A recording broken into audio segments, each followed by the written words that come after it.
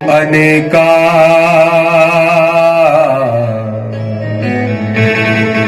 परम विचित्र एकतेका हो जन्म एक दुई कहू बखानी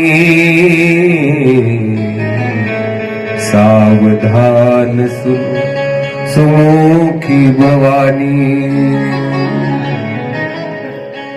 पवित्र दरबार भगवान शुक्लेश्वर भगवंताच्या सानिध्यामध्ये गोड चंद्राकार गंगामाईचा किनारा आणि दिव्य अशा या शुद्ध प्रांगणामध्ये चालू असलेला अखंड हरिनाम सप्ताह आणि त्या सप्ताहाच्या निमित्ताने दुपारच्या सत्रामध्ये आपण श्रीराम कथेचं चिंतन करत आहोत।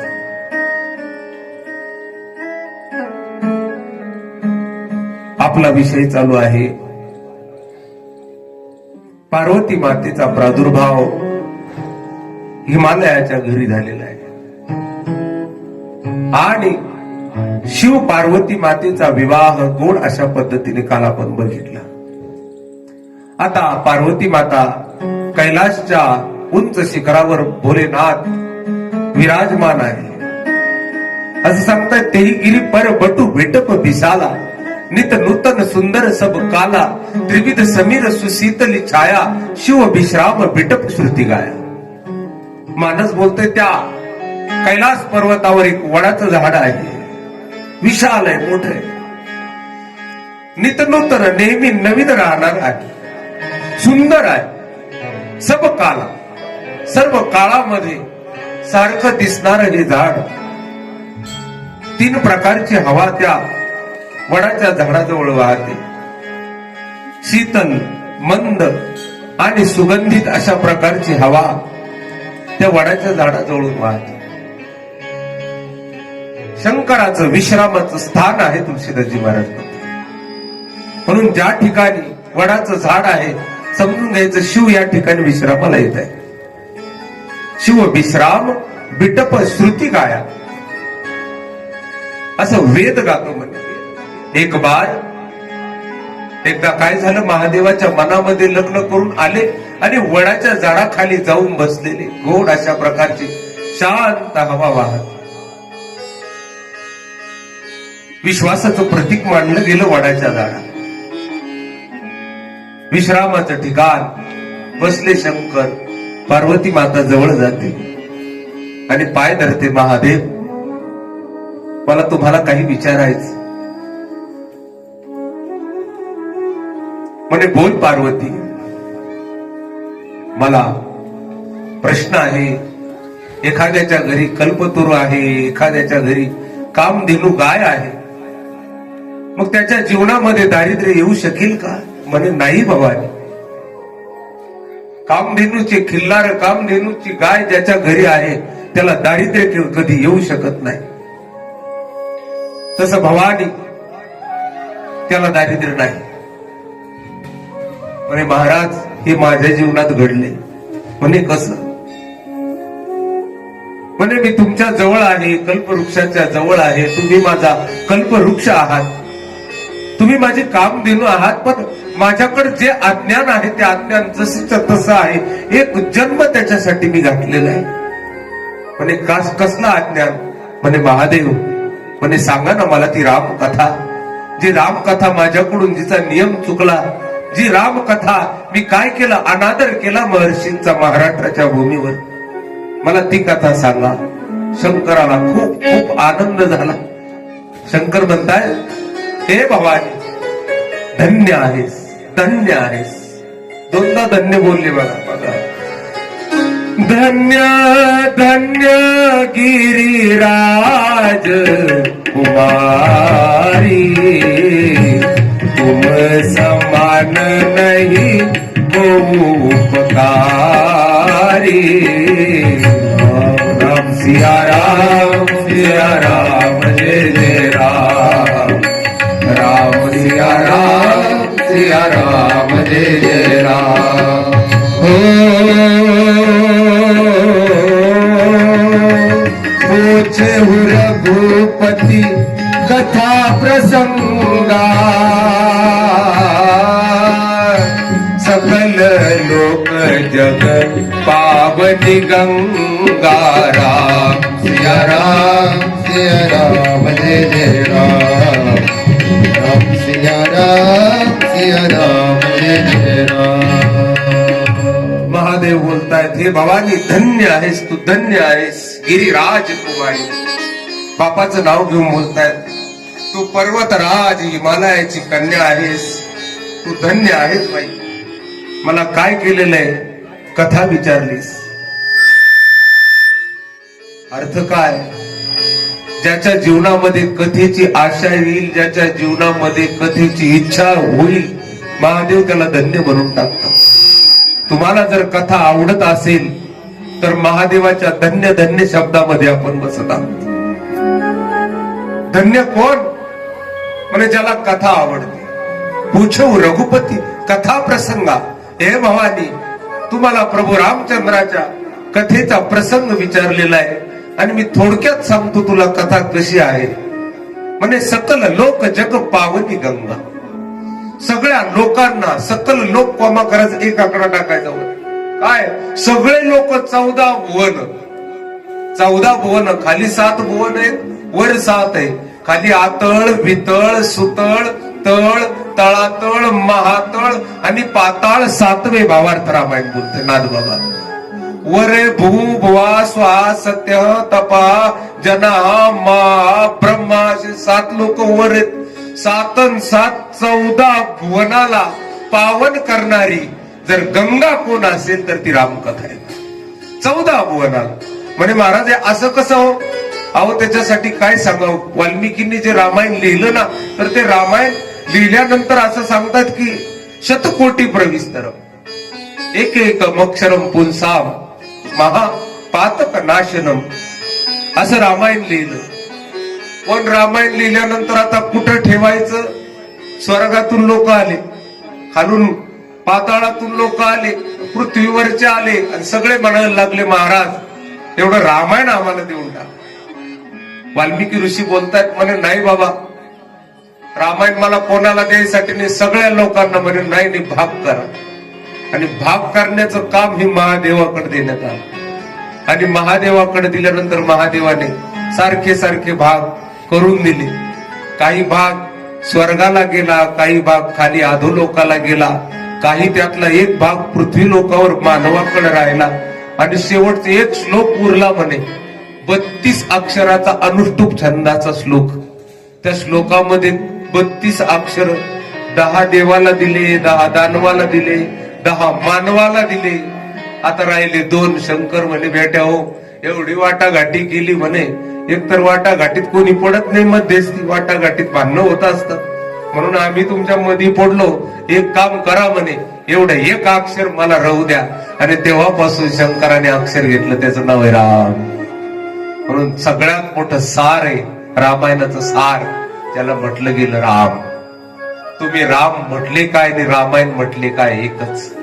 राम म्हटले की सगळंच आलं महाराज. म्हणून भवानी ही जी राम कथा आहे काय आहे म्हणजे सकल लोक सगळ्या लोकांना एक आणि जग पूर्ण जगाला पावन करणारी गंगा आहे म्हणे. गंगेचं पाणी जसं स्वच्छ असतं बघा किती गंगा शुद्ध आहे बघा. इतकी शुद्ध गंगा तुम्ही उत्तरेला जर गेलात ना लाज वाटेल आपल्याला. आपण वागतो कसं गंगेस. गोड गंगोत्रीच्या ग्लेशियर मधून ती गंगा येते बघा. इतकं शुद्ध पाणी असतं ना इतकं शुद्ध असतं. पण जस जसं खाली खाली खाली येत चालतं तस तसे राम तेरी गंगा मैली हो. तुझी गंगा मळकी मळकी करतात लोक. पाप पाप पाप पाप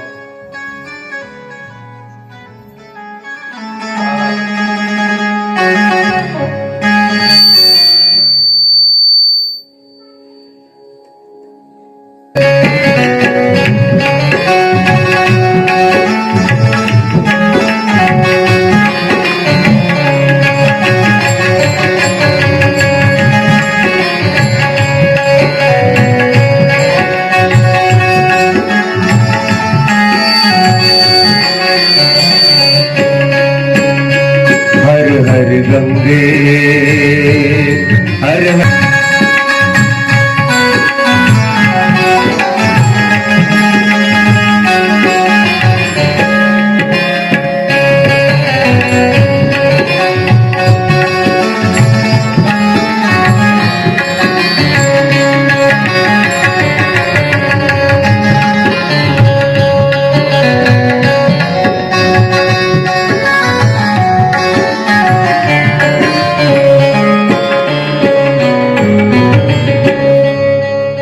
जुन्या काळचे त्याच्यावरच चाल मारली. रघुकुल रीती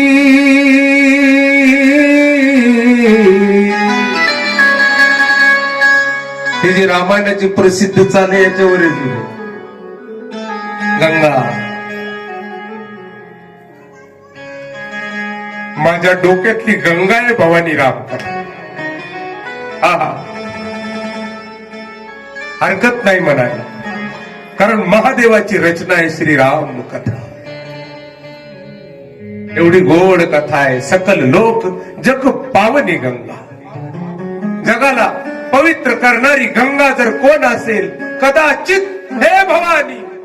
गंगेला एक पात्र आहे, एका पात्रातून निघते आणि एका पात्रात जाऊन गंगा सागराला जाऊन मिळून जाते. मग तुला काय सांगू, माझी ही जी रामकथेची जी गंगा आहे ना, ही पात्र बघत नाही, पात्र बघत. ती तरी गंगा माझ्या मस्तकावरची काय करते, पात्राने वाहते, पात्राने जाते. पण माझी रामकथेची गंगा पात्र बघत नाही, ऐकणारा बघते. प्रेम कोणाला आहे बस एवढंच बघते माझी गंगा.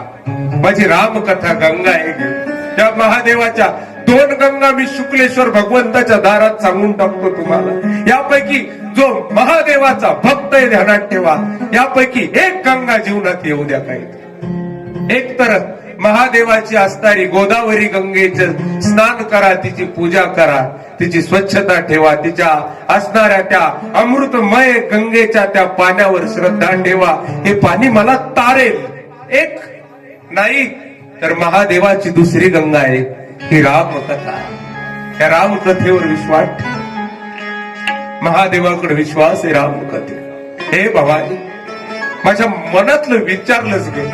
माझ्या तुम्हाला माहितीये का, अर्धनारी नटेश्वरी महादेवाचं स्वतंत्र रूप आहे बघा, ज्याच्यामध्ये भगवंताने अर्ध अंग पार्वती मातेला दिलं बघा. अर्ध अंग दिलं, अर्ध्या अंगावर पार्वती, अर्ध्या अंगावर शंकर, आणि नृत्य केलं भगवान भोलेनाथ.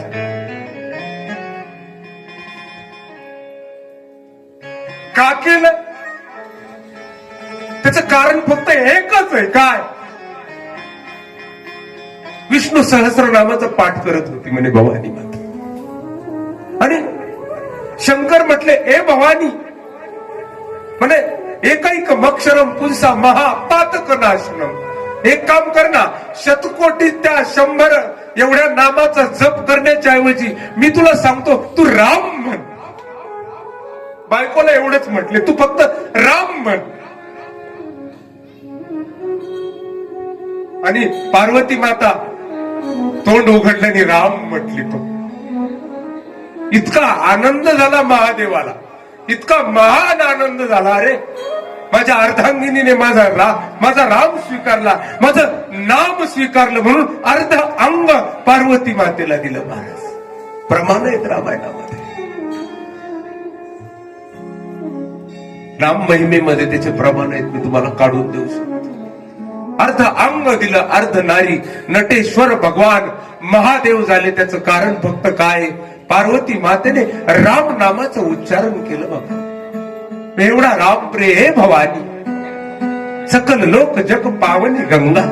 सर्व लोकाला जगाला पावन करणारी जर गंगा काय असेल तर ती माझी राम कथा आहे. धन्य माझा शुक्लेश्वर भगवंताचा दरबार. आज दोन दोन गंगा या महादेवाच्या प्रांगणामध्ये वाहत आहे. एक गोदावरी गंगा आणि एक श्रीराम कथेची गंगा.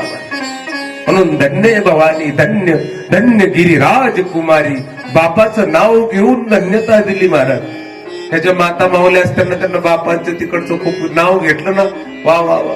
नुसतं एवढं जरी म्हटलं कुठल्या आहेत ताई, म्हणजे आम्ही सांगलीच्या, अहो सांगलीकडले चांगले लोक, एवढं जरी म्हणलं तर चहा पाण्याला कमी नाही पडत बघा. का? कारण ज्याच्या त्याच्या भागात ज्याला त्याला महिमा असते बघा. अप्रूक म्हणतात त्याला आमच्या भाषेत, नगरचे अप्रूक असतं ते, ज्याला त्याला ज्याची त्याची आपुलकी असते. म्हणून भवानी तू धन्य आहेस, धन्य आहे. गिरिराज कुमारी, हिमालयाची कुमारी आहे. एवढा मोठा हिमालय ना, मोठ्या माणसाचं अंतकरण भवानी मोठं असतं. म्हणून हे मोठ्या अंतकरणाचं काम तू विचारलंस. रामकथा ज्याचं अंतकरण व्यापकत्वाकडे चाललेलं आहे, ज्याचं अंतकरण मोठं होण्याकडे चाललेलं आहे, ज्याच्या अंतकरणामध्ये आकाशासारखी विशालता आहे, त्या लोकांना रामकथा आवडते भवानी. बाकीच्यांचं काम नाही गबाळ्यांचं. म्हणून रामकथेवर प्रेम असं. धन्य आहे म्हणे महादेव. महादेव जवळ जाते आणि विचारते, सांगा ना, सांगा ना मला राम जन्माचं कारण सांगा. का होतो राम जन्म? निर्गुण ब्रह्म सगुण वपुधारी, निर्गुण ब्रह्म सगुण का होतो मला सांगा म्हणे. कहेऊ जथा जानकी विवाह. बोलता बोलता पार्वती मातेने एक प्रश्न विचारला, मला जानकी मातेचं, सीतेचं मंगल, सीतेचा विवाह कसा झाला हेही सांगा.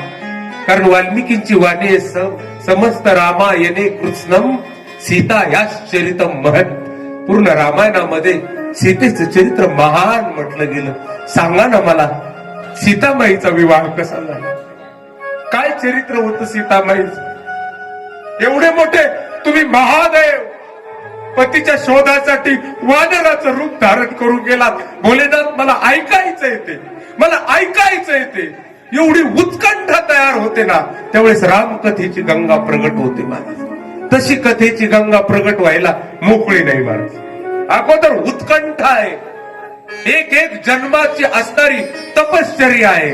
एवढी मोठी हजारो वर्ष भवानीने केलेली महादेवाची साधना आहे आणि त्याचं फळ म्हणजे रामकथा आहे महाराज. सहज कथा कोणाकडे येत नाही. अति हरी कृपा जाही पर होई, पाहू देय मार्ग सोई. महाराज मी सर्वांना म्हणत असतो, रामकथा तुमच्या जीवनात आली, मंडपात बसले, समजून घ्या अत्यंत हरिकृपा आली भाऊ.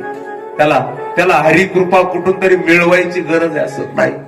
पण हे भवानी मी तुला रामकथा सांगतोय, ऐक म्हणे. राम जन्माचे कारण सांगतो म्हणे. सांगतायत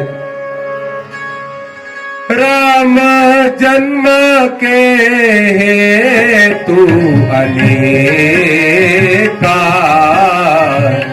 अति विचित्र एकते एका. राम सिया राम जय जय राम. राम सिया राम जय जय राम. राम जन्म के हेतु अनेका, अति विचित्र एकते एका. राम सिया राम जय जय राम. राम सिया राम जय जय राम, जय जय राम. हे भवानी, राम जन्म जो होतो ना, निर्गुण सगुण होत ना, अनेक कारणाने होतो. त्याचे कारण अनेक आहे. हेतू म्हणजे कारण अनेक आहे. परम विचित्र, अत्यंत विचित्र आहेत म्हणे. एकापेक्षा एक कारण विलक्षण आहे. देवाचा जन्म होत असताना रामाचा जो जन्म होतो ना, त्याचे जे कारण आहे त्यामध्ये पहिलं कारण आहे, जब जब होई धर्म की हानि,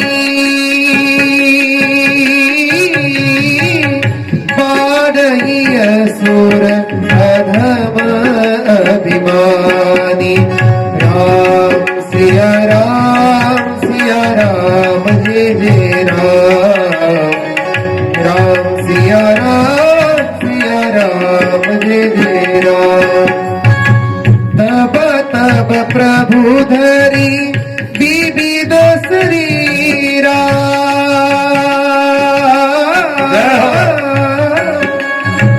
हरहि कृपा निधि सजन पीरा राम सिया राम जय जय राम राम सिया राम जय जय राम वा वा वा, टाळ्या वाज. सोपानजी महाराज दारकुंडे आहेत, नेवासा संगीत शिक्षक आहेत, अलंकार आहेत. आमच्या कथेला अलंकार लावण्यासाठी या ठिकाणी आलेले आहेत. पहिलं कारण सांगतायत, हे भवानी, पहिलं कारण आहे धर्म. धर्म कशाला म्हणायचं?